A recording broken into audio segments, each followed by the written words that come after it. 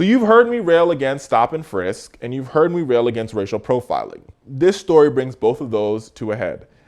And it is happening in New York City, where the NYPD is known for its profiling and just straight up, let's say it, racial practices against African American and brown and Latinos and brown and black young people.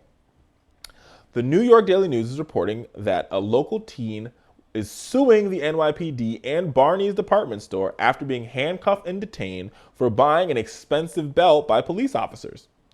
Trayon Christian, a fashion-forward 19-year-old from Queens, New York, was excited about spending his paycheck that he worked so hard to get on buying a Ferragamo belt at Barneys' flagship department store in Midtown Manhattan. But just after leaving the store with his brand new belt that he bought and paid for, he was stopped by two undercover cops who said that his card wasn't real, it was fake, and somebody at Barneys called to report on it. The truth of the matter is that Trayon actually followed the whole process when you make a purchase. He signed the back of his card, he showed the clerk his ID, but yet he was still handcuffed and taken into custody.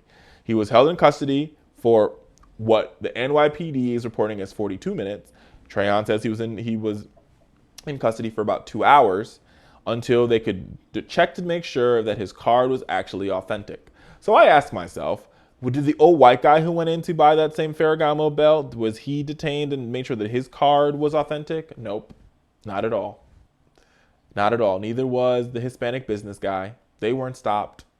But 19-year-old Trayon was stopped because he happened to be 19 and African American, and they assumed, or they profiled and said he must be stealing this belt or he must be using a fraudulent credit card. The NYPD and their stop and frisk and these type of policies have got to go.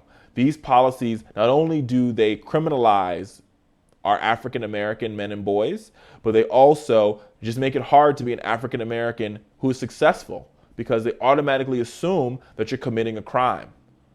I talked about the school to prison pipeline last week. These are one of the stories which proves my point. We've got to change the conversation. We've got to end these type of things. Trayon is another example of what happened to Trayvon Martin. Somebody profiled for no particular reason just because they happen to be black and they happen to be in Barney's department store.